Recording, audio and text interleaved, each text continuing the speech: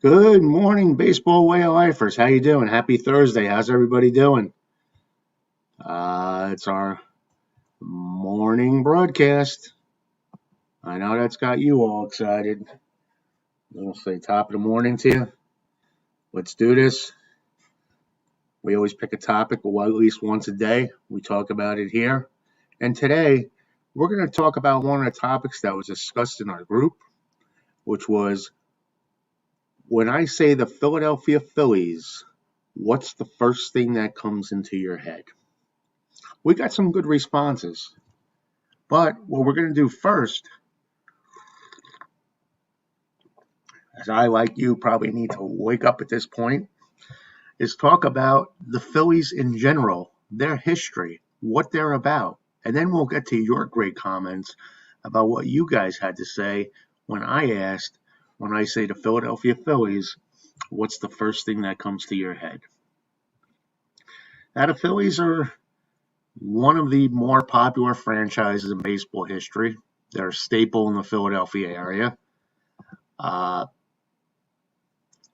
they've done quite well since baseball has gone to the two-divisional format. What a lot of people don't realize is the Phillies were really a bad baseball organization until the 70s when divisional play started and they really turned things around. Now I'm going to give you a brief rundown on the Phillies, and we'll take it from there. Based in Philadelphia, they've been in Philadelphia their whole life. They are Philadelphia. They're not like the A's who carpetbagged and went out to Kansas City, then Oakland. And the A's were the better team. They were the American League team. They were the better team. But the Phillies have stayed true to Philadelphia. And since 2004, their home field has been Citizens Bank in Philadelphia and Citizens Bank Park. And that is a beautiful, beautiful stadium. I love going there. I like to go there at least once a year when my beloved Metropolitans go there.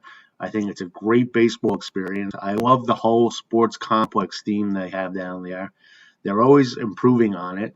The arena, the First Union Center, whatever it's called, Wells Fargo Center, I'm not sure what it is very, very accommodating. It's not like the Spectrum where you're on top of everyone, but it is very comfortable to be in there. More like a stadium as far as seating. You're further away from the action in the old Spectrum. And then the football stadium and the link. I haven't been there for a football game. I have been there for a few concerts, and it's nice. It's built specifically for football, and I enjoy it when I go there. Like I said, I've only been to a few concerts there. I do still want to catch an Eagle ticket. And I got to hand it to you, Philly fans who are Eagle fans, because that is one tough ticket. Even when the Eagles are struggling in November, December, it's still a tough ticket to get in there. So I think football rules in Philadelphia, and I think one of the reasons why it has is just tradition. Like I said, the Phillies were really bad until the 70s. And I think generations have moved on since then, and people don't realize, the modern-day Philly fans, how bad they were. But the ballpark is fantastic. I love it there. Like I said, the only thing I don't do is wear my New York swag when I'm there, just for bad experience that I've had in the past with some of the fans. And I wasn't even causing trouble, just wearing Met swag. And when I'll give you an example, it was the year 2000, not 2000, not even that, 1975 maybe. The Mets were in Philadelphia, and it was fireworks night. I was up in the 500 level with my dad, and I was cheering for the Mets. I'm innocent, baseball naive at that time, and I wasn't taking it, us against them type of thing, just rooting for the Mets. And it was fireworks night. It was packed. They had to have over 50,000 there, if not a sellout. Fireworks night was huge in Philadelphia at that time. And as I was rooting the Mets, next thing I hear a loud pop. And my dad next to me was leaning forward in his chair, and a firecracker landed in between his back and the back of his chair and burnt a hole in his shirt.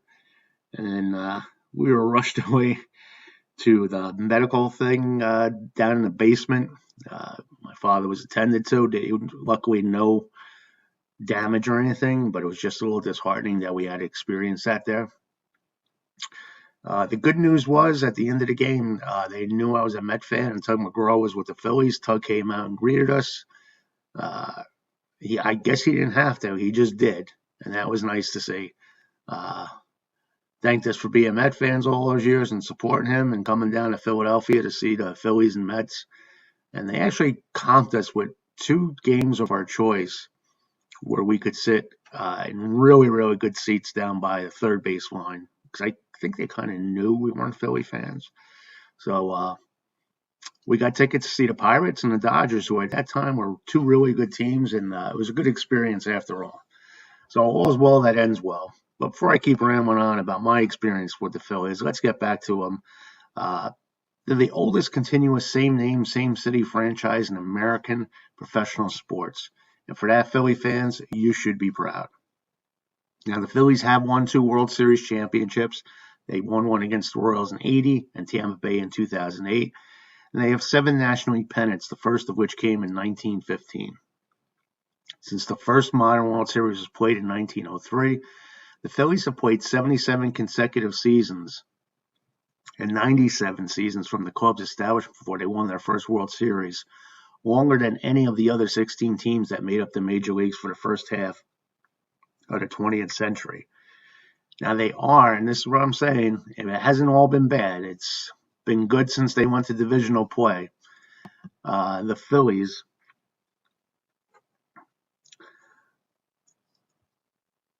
are one of the more successful franchises in the divisional era, and they've won 11 division titles, including 5 consecutive division titles from 2007 to 2011.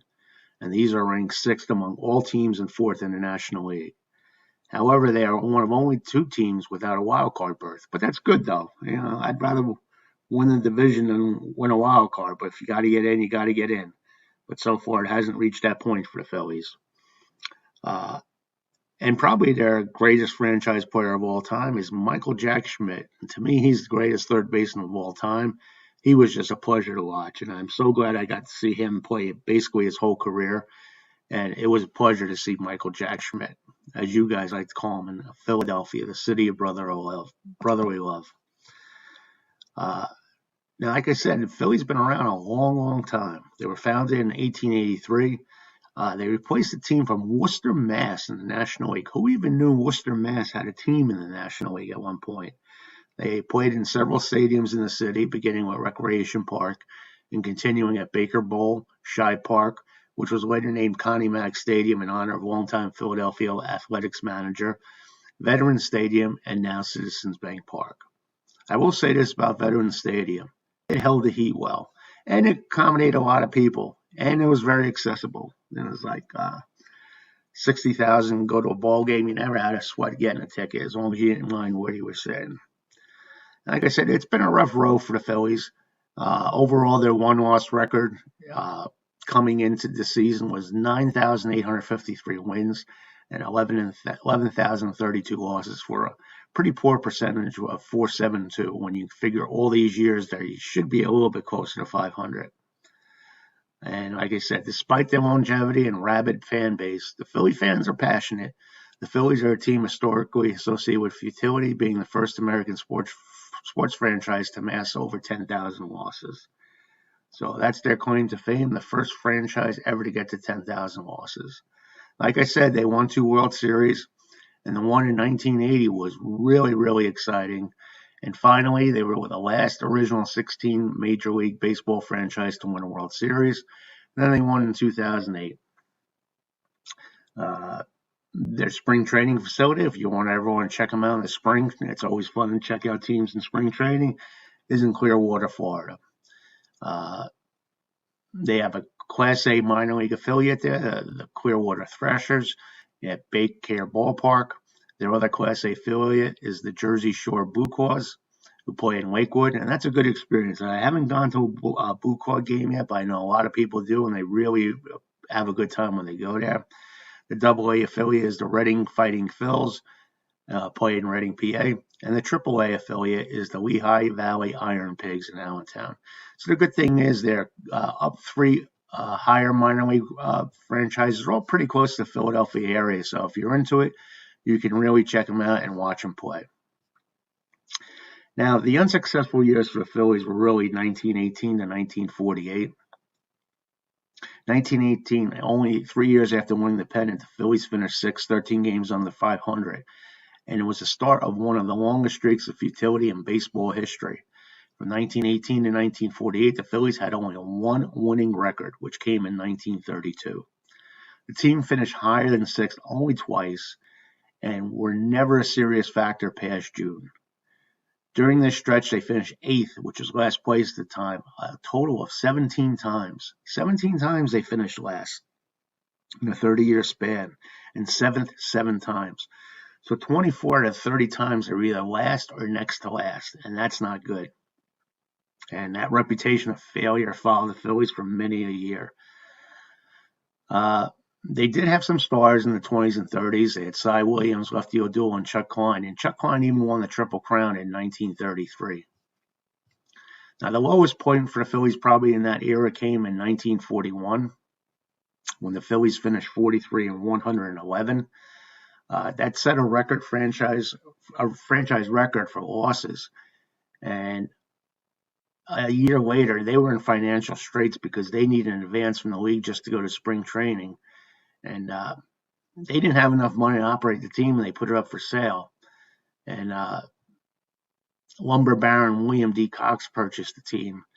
And the Phillies rose out of last place for the first time in 5 years. So a lot of this had to do with the financial constraints the Phillies were under. And the fan base and attendance at home games increased. So that was good. At least the Phillies were alive in the eyes of the fans. And a lot of people don't realize that before the 1944 season, the team held a fan contest soliciting a new team nickname. They wanted to shred that Philadelphia Philly image and come up with a new name for the team. I don't know if you guys know that, but the Phillies the management chose Blue Jays. A fan chose that name, and the management went with it. But the Phillies in the 2000s claimed that moniker was never official. But news reports in 1944 note that the Phillies management said that the Blue Jays name was an official additional nickname, meaning that the team had two official nicknames simultaneously, the Phillies and the Blue Jays. Go figure. I guess only the Phillies could do that, right? And Bruce Barons, he knows that those Philly fans are loyal. He says they're as loyal as the Sox fans and the Yankee fans. How you doing, Bruce? Good to see you. But then from 1949 to 1970, they had the Whiz Kids in the 1950 World Series. And another new owner, Bob Carpenter Jr., was not afraid to spend money it took to build a contender. And he started signing young players and invested even more money in the farm system. The Phillies quickly developed a solid core of young players, and they were good. It included future Hall of Famers Richie Ashburn and Robin Roberts. And this coincided with the final collapse of the A's. And Philadelphia had been an A's town for most of the first half of the 20th century. Like I said, the A's next to the Yankees, they were pretty damn good. They gave the Yankees in the late 20s and 30s a run for their money. And people don't realize how good the Philadelphia A's were. So the Phillies flew under the radar. Even though in most of the big cities where you had both American and National League teams, the National League city prevailed. Even in New York, when you could put the Giants and Dodgers together, they were more popular than the Yankees combined. So Philly was one of those rare cities where the A's were actually more popular. But even though the A's had fielded teams bad or worse than the Phillies for most years, since 1930s, the A's continued to trounce the Phillies at the gate. However, a series of poor baseball and business decisions on the A's part allowed the Phillies to win the hearts of Philadelphia's long-suffering fans. So it just goes to show if you don't keep up with the Joneses and put a winning product out there, it's going to cost you. And then things started going the Phillies' way in 1949. Cup of Joe time, when they rocketed up the standings to third place with an 81-73 record. Now, for most teams, that wouldn't be a big thing, but for Phillies, that was huge. And although the season had basically been a two-team race between Brooklyn and St. Louis, it was the Phillies' first appearance in their division in 31 years, in the first division in 31 years. So the first time they weren't 5th, 6th, or 7th, 8th in 31 years. And then that led to 1950. The Phillies led the National League standings for most of the season and were dubbed the Whiz Kids. And they're beloved to this day by Philadelphia Philly fans, for those who remember them or just for big historians. And on the last day of the season, the Phillies hung on to a one-game lead when Dick Sisler's dramatic 10th-inning home run against the Brooklyn Dodgers clinched the Phils' first pennant in 35 years. In the World Series, exhausted from the late season plunge and victims of poor luck, the Phillies unfortunately were swept by the Yankees in 4 straight games. Nonetheless, this appearance cemented the Phillies' status as the city's favorite team. So the Phillies now had a stranglehold on the city. Now, in contrast, the A's finished last in 1950, and the longtime manager Connie Mack retired, and it was a changing of the guard. The team struggled for 4 more years before the A's moved to Kansas City, and now Philadelphia was the Phillies' own. As part of the deal selling that team to the Johnson brothers, the Phillies bought Shibe Park, where both teams had played since 1938. Many thought that the Whiz Kids, with a young core of talented players, would be a force in the league for years to come. However, the team finished 73-81 in 51 and finished 9.5 games out of first place in 52 with an 87-67 record. Phillies managed to end up in third place in 1953 with an 83-71 record. However, they would fail to break 500 from 54 to 57. And there was a changing of the guard there, too. The team finished last place in the National League from 58 to 61. Manager Eddie Sawyer abruptly quit the team after the season opener in 1960 and was replaced by Gene Walk. And the team started to turn around again in 62. The team finished above 500 for the first time in 5 years. Gene Walk was named National League Manager of the Year that season. They won it again in 64. He won it again in 64. The team improved in 63 when the team finished the season with an 87-75 record, and there was confidence that the team would soon become contenders for a return to the World Series. Now, at this point, Richie Ashburn and Robin Roberts were gone, but the Phillies still had younger pitchers, Art Mahaffey, Chris Short, and Ray Cope, veterans Jim Bunning and screwballer Jack Paulchen, and fan favorites Cookie Rojas, Johnny Callison, and NL Rookie of the Year Dick Allen. The team was 90-60 on September 20th, good enough for a lead of 6.5 games in the pennant race with 12 games to play. However, the Phillies lost 10 games in a row and finished 1 game out of first place. And that is one of the things that's always remembered by Philly fans, is the ultimate slump. It's tough. It was tough. And you got to feel for, I think, every team at one time or another experiences something like that. But the good thing about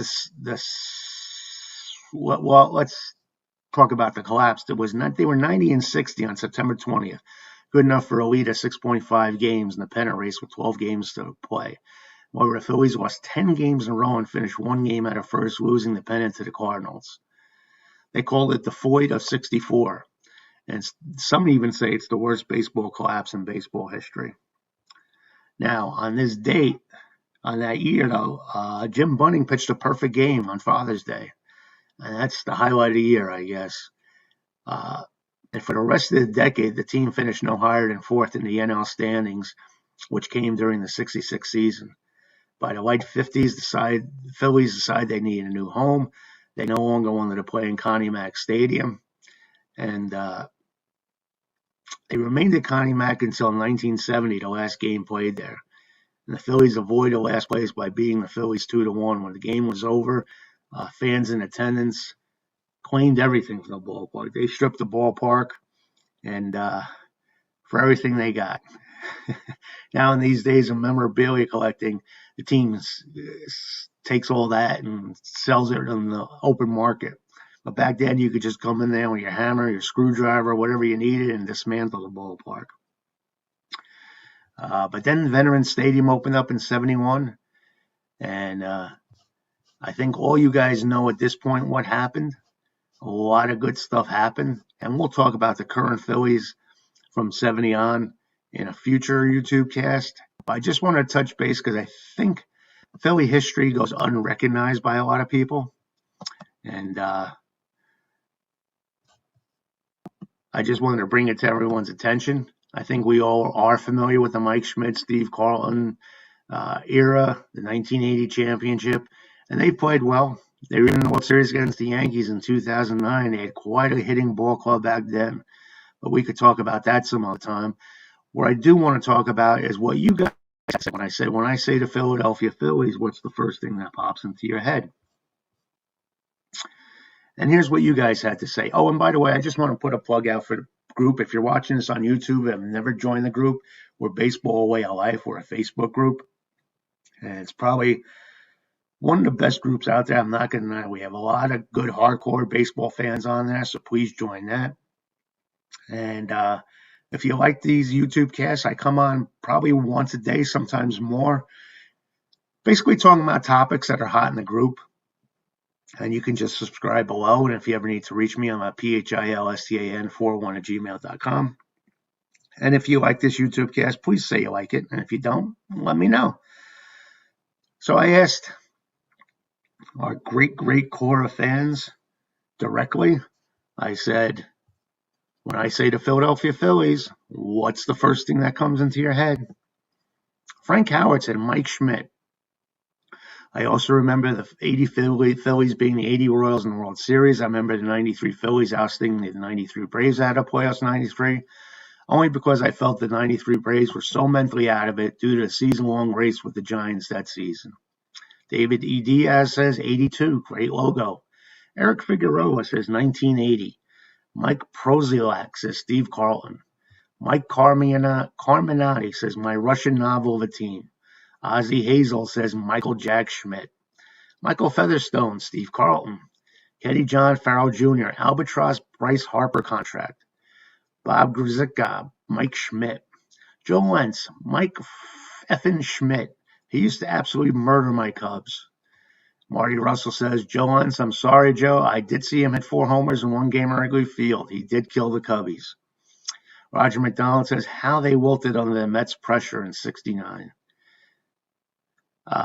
Kenneth Wingate says, simply, Phillies 23, Cubs 22, and that happened on May 17, 1979. Many consider that one of the best baseball games in baseball history. John Keenan says, I feel like they didn't exist before 1960, and a lot of people feel that way. Oh, I did mention the Whiz Kids, John. Got to give them a break with that 1950 team. They all had some good years in the 50s. Peter Simon says 1964. Mike Biondillo says the Big Red P. Marvin Duchot says Granny Hammer. Ed Wogan comes in with the Whiz Kids. John La Rochelle says Greg Luzinski. Ah, yeah, the ball. Mark Montgomery says 2011 NLDS Game 5 loss to the Cardinals. Roy Halladay versus Chris Carpenter. Dan Wiener says Harry Callis. They did love their Harry in Philly. Paul Allen Hauser says Richie Allen. James Carr says Mike Schmidt. Lance Smith says Tug McGraw celebrates on the mound in 1980, and I think we can all visualize that. Is that right? Good pick there, Lance. John Vogler says 2008. Simon Coutier says 1993. Michael Rohnbeck says Mike Schmidt. And Marty Russell says, I was such a huge fan there in the 70s and 80s. Yes, Mike Schmidt and Steve Carlton, Tug McGraw, Greg the Bull Luzinski. Sorry, I was a huge fan. So we could tell that those teams from the 80s were beloved by the Philly fans. And that's good to see. You want to see some history that people can go back on and always remember. And I know the current Phillies are fighting. They're the fighting Phils, and they've kind of overachieved the last couple of years, but hang tough with your team. This year could still be the year.